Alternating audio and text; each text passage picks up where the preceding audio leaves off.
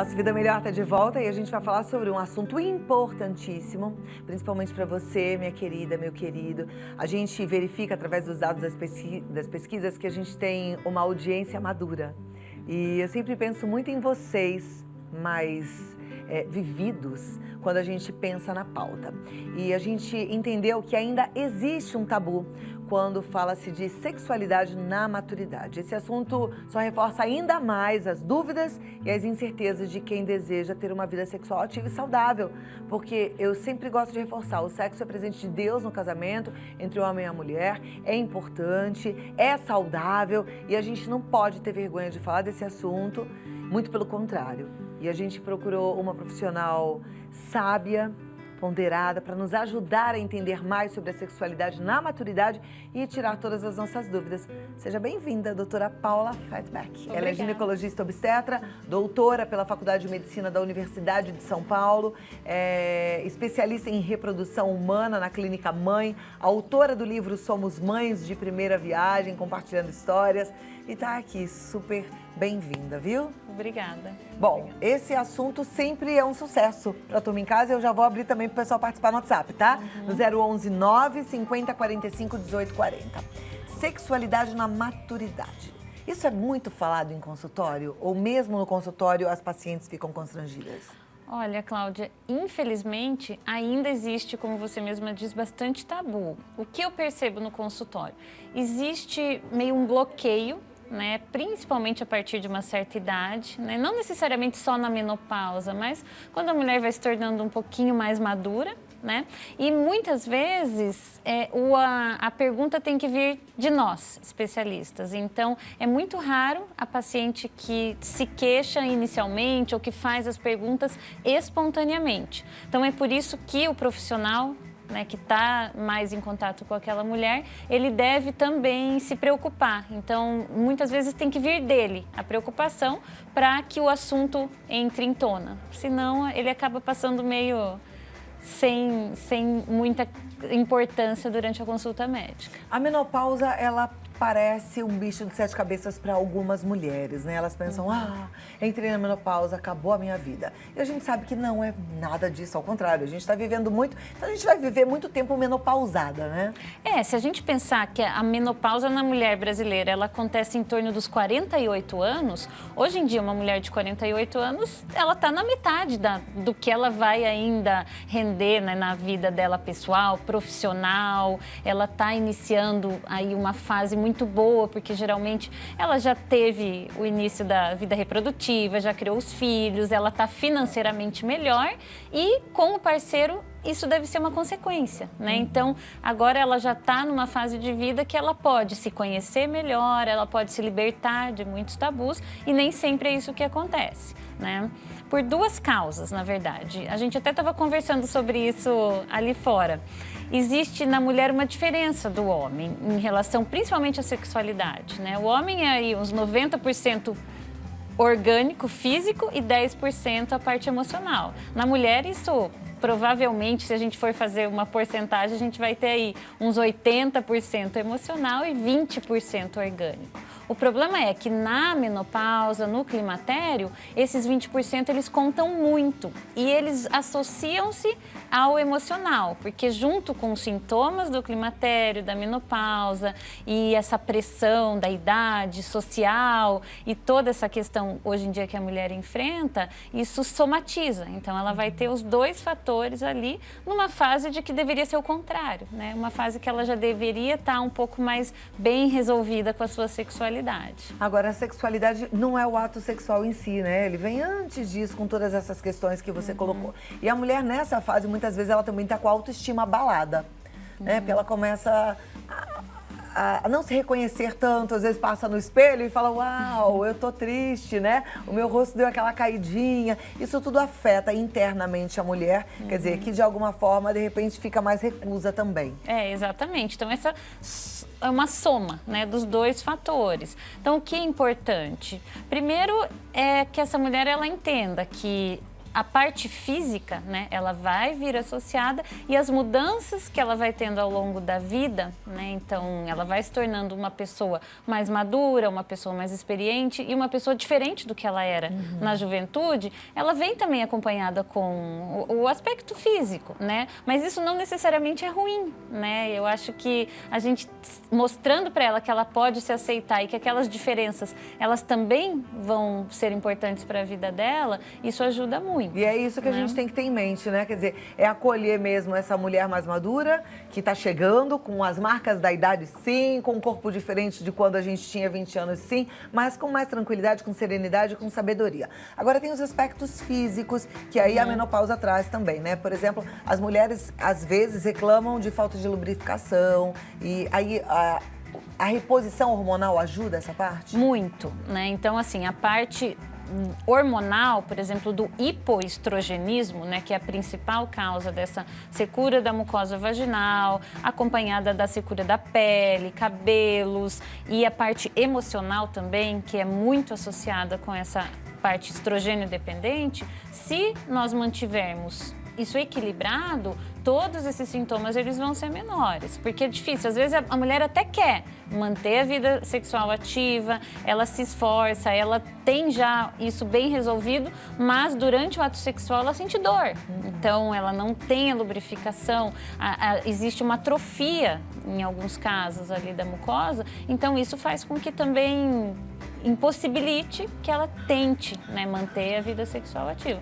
Isso é muito simples de resolver, principalmente a parte da secura vaginal, porque não necessariamente ela precisa usar comprimidos, muitas vezes só um creme vaginal, né, com o hormônio adequado já resolve o problema. Ok, a gente vai falar sobre o uso do hormônio já, então, com mais detalhes, tá bom? Vamos continuar, então, com a doutora Paula.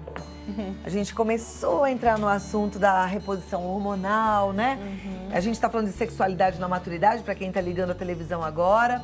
E a gente sabe que uma das coisas que ajuda bastante é a reposição hormonal. Mas você disse que nem sempre precisa ser o hormônio que a paciente toma. Exato. Ela pode fazer uso de um gel lubrificante com hormônio, é isso? Com hormônio. Existem algumas formas de medicação hoje em dia bastante preconizadas com absorção vaginal que se estendeu. Então, não é só o estradiol vaginal. Alguns outros hormônios e várias medicações, elas têm sido usadas, até com alguns meios específicos que aumentam a absorção vaginal e com um benefício muito grande.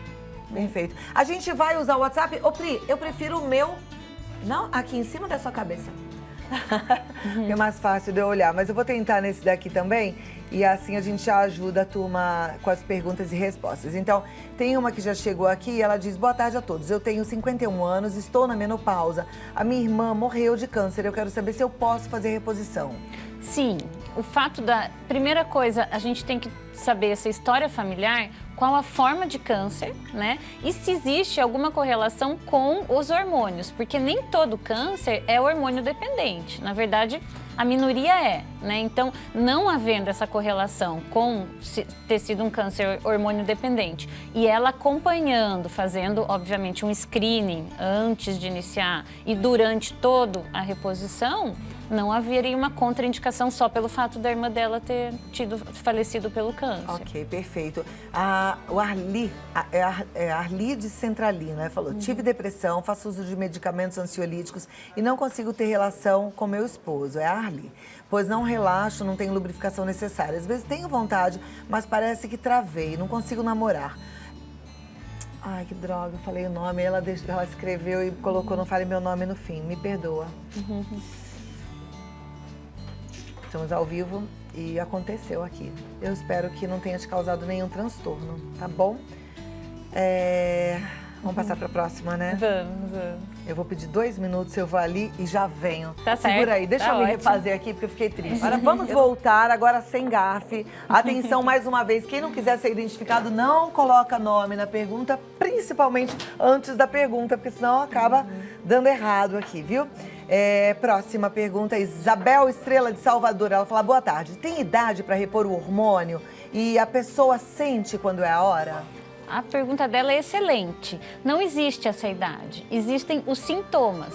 Porque nem sempre uma mulher que está mais velha, está na menopausa, ela necessariamente necessita de reposição. Então, a mulher é um conjunto, né? Então, ela pode estar com a autoestima dela excelente, ela pode estar fazendo atividade física, ter um bom relacionamento com o parceiro. Então, aquela qualidade de vida dela está completa e ela não se queixa para você. E ela não necessariamente vai necessitar. Agora, em muitos casos, isso acontece numa moça mais jovem. Então, até por volta dos 35, 36 anos, é o que principalmente eu escuto nos consultórios, é que as mudanças estão muito drásticas a partir daquele momento e ela começa a não ter mais energia, não ter mais vontade. Então, frequentemente, isso acontece com a mulher mais jovem. Então, o que nós fazemos? A gente previne. Em vez de tratar, não é um tratamento, é uma prevenção, é uma profilaxia para quando ela chegar na idade mais madura, para quando aqueles hormônios realmente não forem mais produzidos, ela não tenha aquelas consequências. Então, a gente pode fazer antes. E qual que é a prevenção? Geralmente você faz todos os exames e você repõe aquele hormônio no qual ela mais está precisando. Geralmente, nessa mulher mais jovem, por incrível que pareça, é a testosterona, né? Então, assim, hoje em dia você tem várias vias dessa testosterona. Às vezes é uma correção em algo alimentar, às vezes é uma correção na parte mais emocional dela mesmo. Então, fazer um acompanhamento multidisciplinar muitas vezes previne que lá na frente você tenha consequências mais graves. Entrar com o hormônio antes para fazer a prevenção não faz com que o corpo pare de produzir o hormônio?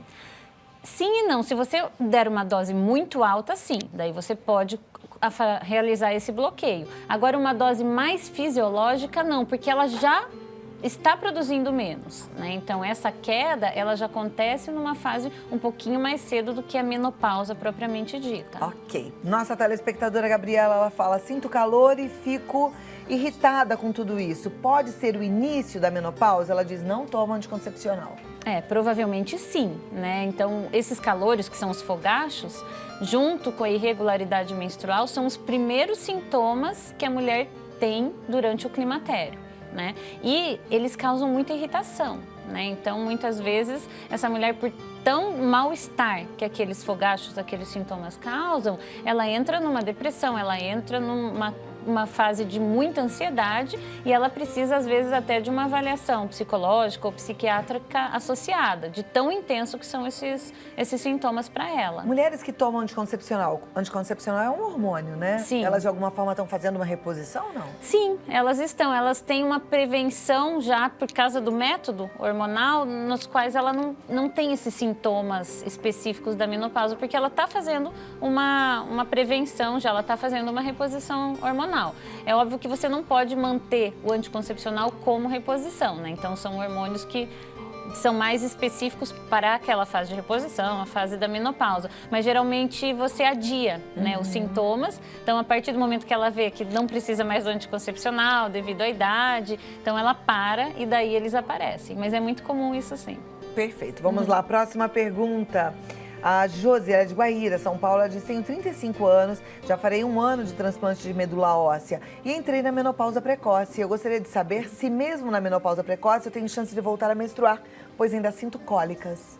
Muitas vezes sim, ela deve ter entrado nessa menopausa precoce pelos quimioterápicos, pelos imunomoduladores que ela utilizou para esse transplante de medula, né, e para o tratamento do câncer que ela teve. Muitas vezes isso é reversível, principalmente na mulher mais jovem, né? Então, às vezes ela passa anos sem ter os ciclos menstruais devido à falência ovariana e ela começa a menstruar novamente, então ter novamente os ciclos menstruais e a função dos ovários, né? Mas não se tem certeza quem vai retornar ou não. Não retornando a partir do momento que ela tiver liberação dos oncologistas, né? Então ela pode também fazer a reposição hormonal. Perfeito. Doutora, em termos gerais, né, as perguntas são bem parecidas. O que a mulher precisa saber mesmo? E aí, para a gente deixar um recado final para as nossas queridas em casa sobre a sexualidade na maturidade.